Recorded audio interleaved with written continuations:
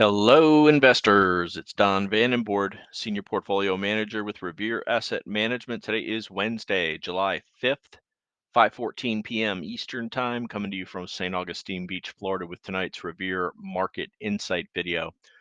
State of the market, we remain in an uptrend. You can see over here on the trend gauge, we are showing bullish uptrend for market leadership as well as all five of the major indexes versus their three time frames that we track. That's the short-term 21-day moving average, medium-term 50-day moving average, long-term 200-day moving average.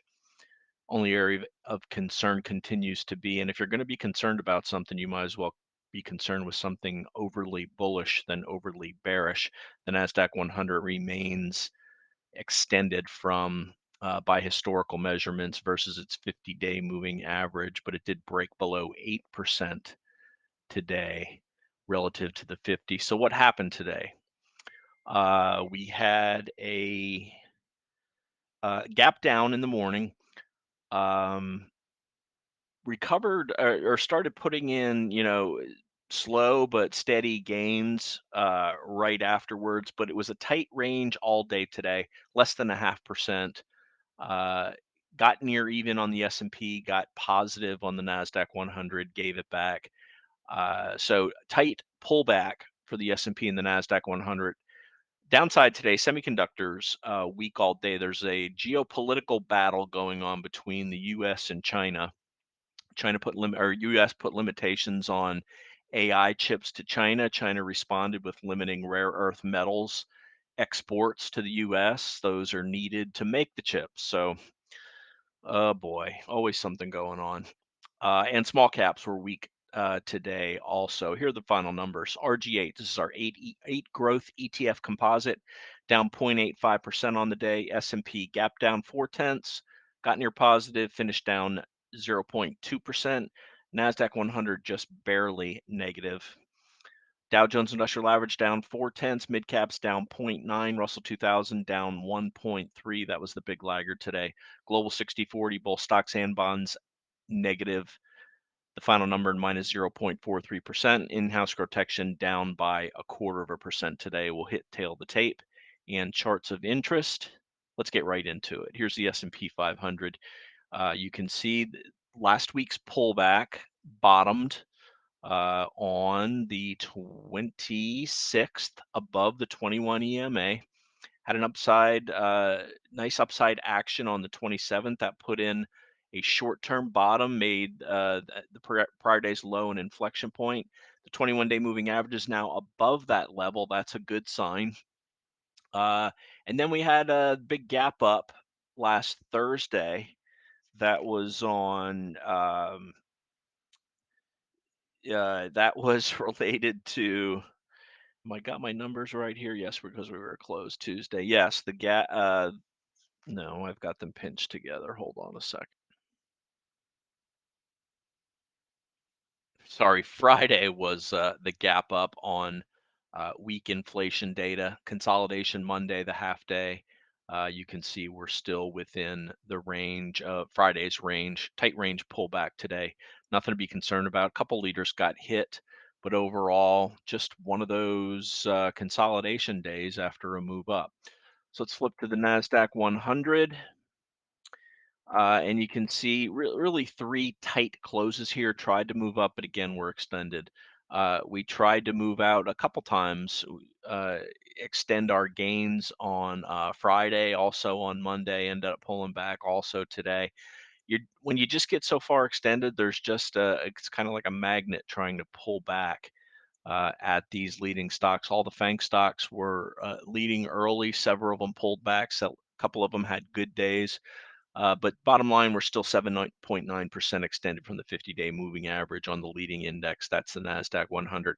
And I say leading, but note relative strength making lower highs while price is right up there near highs. That's subtle. This is really exactly what we want to see. We want to see this index go sideways. 10 weeks back, some of these lower prices are starting to come off. Will continue to accelerate on the 50-day. And ideally it catches up within reason to the NASDAQ 100 price. So always at risk of the rug pull when you're extended. Let's go to the Dow Jones Industrial Average. Um, Pullback today, not a big deal, down 0.38 above all key moving averages. Relative strength continues to lag on the Dow. Mid caps and small caps had a nice run last week, very nice run last week, followed through on Monday, a little bit of a pullback today. The weaker of the indexes, but perfectly normal in context. Still above all the key moving averages, right at the slightly below the pivot point of this cup and handle that Market Smith drew on this chart. And let's go to small caps now, down the worst on the day. Um, IWM only showing down 1%, but the mid cap index itself, these things get out of sync slightly at times. Uh, with there being 2,000 stocks in there, but the Russell 2000 was actually down 1.26%, sitting right on the ADMA, has not broken out from this cup and handle, but after 6 days up, really 5 days up when we closed at the bottom of the range, nothing wrong with this pullback action today. Let's go to the VIX. VIX got above the 21-day moving average today, but closed back below it near the bottom of the range. So an initial gap up on the gap down open. Uh, Up 3.5% on the day. Not sure why that's showing 4.5%. I've got some discrepancies between my two feeds here, Market Smith and Fidelity, which I have off screen. But bottom line is we are still below the 21-day moving average in this lower range. 15 is the top end of this range. If we get above 15, that would be something to be concerned about. That would be a change in character on the VIX and would probably reflect a pullback on the indexes. Let's go to the dollar, UUP.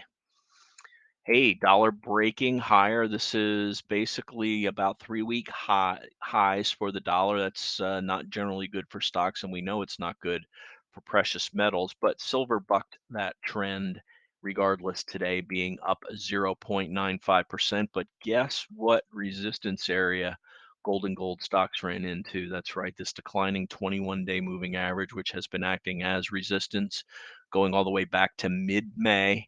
Every time it tries to get to it or above it, failure back below the ADMA. So outside negative reversal for gold and gold stocks. We were liking this setup.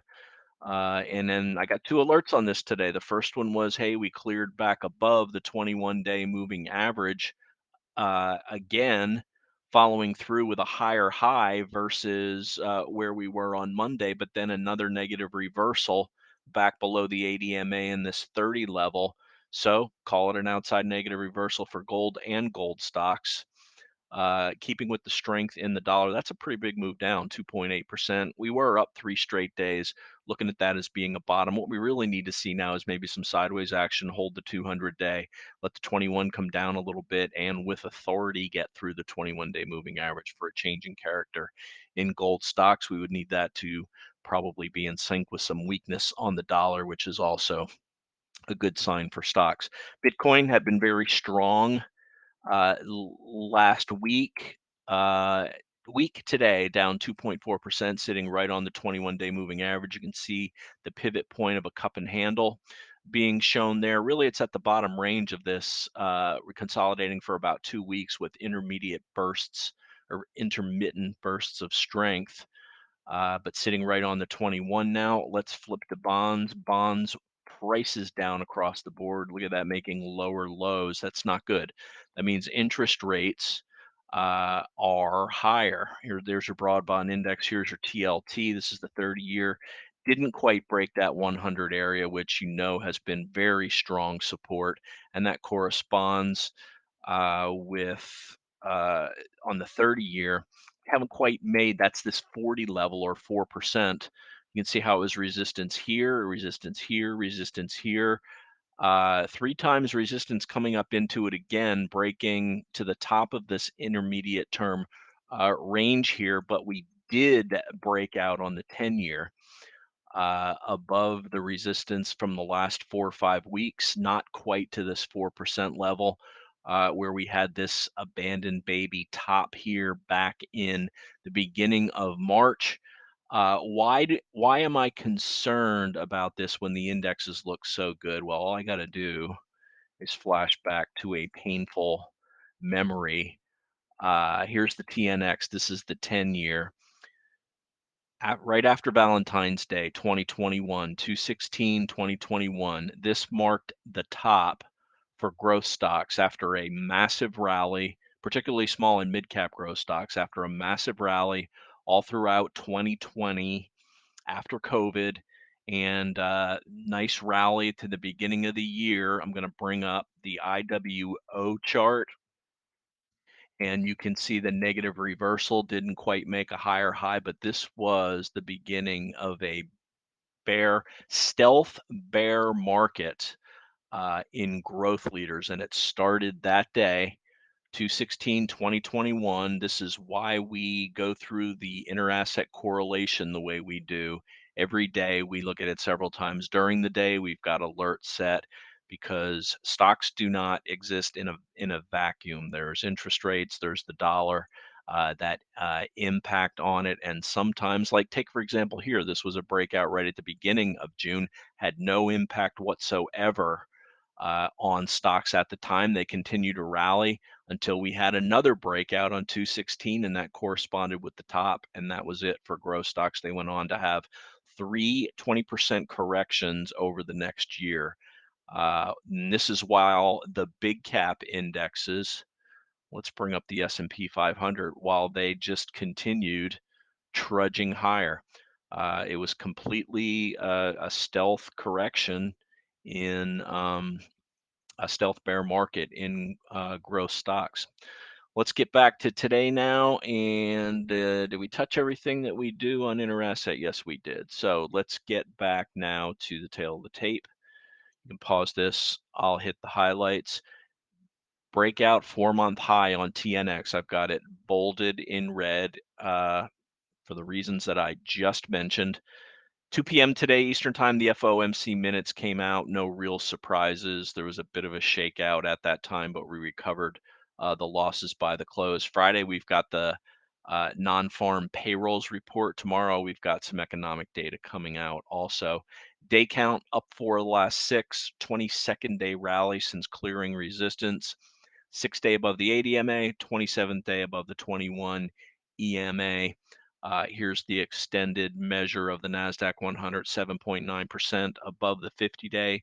Basically tight ranges for the S&P and the Qs today, as I mentioned. XLC led by Meta and Google, which were up strong today. The leading spider sector today, up 0.77%. Also, utilities and real estate finished positive on the downside. Semiconductors, and gold stocks, solars, builders, banks, basic materials, and Bitcoin. No changes to the portfolio today. Here's some stocks we're going to show as part of the focus chart focus, but the bottom line today, S&P and NASDAQ 100 with a tight range pullback. Semiconductors weak, geopolitical overhangs there. Small caps weak also. No real change, no significant change to what's going on with stocks, but we are going to keep our eye on that 10-year yield. So a couple of leaders that got hit hard today. AEHR, very nice move up on Monday, up 7.25% up to the top of this range after shaking out below the 21, gave it all back today, down 11%. I didn't see any news to this. There was general weakness across semiconductors, as I mentioned, but that's a brutal day when you get some strength and you give it all back like that. Generac, added to the 21 over 21 list. It had a rough day today on volume. I didn't really see any news. You can see this breakout, and it gives back 5 days of gains, really 4 days of gains in one day. Double average volume, so mildly concerned about that. Although volume was very strong on the way up, it did get extended. There was no handle put in before the breakout. This might be the handle, the beginnings of the handle. You could see the two below volume days, although one of them was a half a day. So we really need to see some lower volume consolidation here. Let the 21 catch up to it before it proceeds. We're keeping our eye on this one because we really like that volume that came in when it was coming off of the 21-day moving average here back in mid to late June. So two with a bad day. How about a third one with a bad day? Um, Base metal stocks had been improving. FCX tried to break out on Monday, gave it all back and then some today, down 3.9%, sitting on the 21 EMA. Now on the other, one more, U, also on the 21 over 21 list, tried to break out here. This is a volatile one, down 4.3% on the day. And let's flip to, and let me ask you a question. Do you think that if we were going into a recession, that credit card stocks would be doing well? Positive outside reversal on Visa, making new highs today. In fact, this is the second consecutive positive outside reversal on Visa. Weak early, strong close. Visa looking very good there. Um, How about MasterCard? Same situation at the top of its range, and American Express also.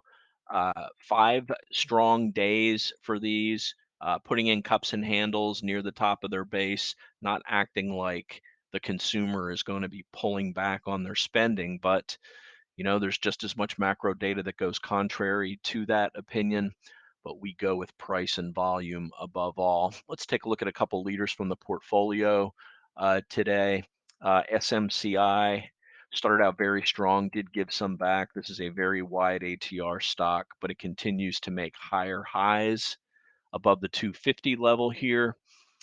Another good day by Uber. It's regaining uh, the losses from that day with the big shakeout when the California Supreme Court uh, uh, said they were going to look at a case where the voters uh, said that those gig workers are not full-time employees. The Supreme Court going to decide if that's constitutional or not, but it's regaining the losses. We're looking at adding to some of the position that we sold. If the strength continues, we haven't had big volume can't come in versus that day of selling, so we are keeping an eye on that.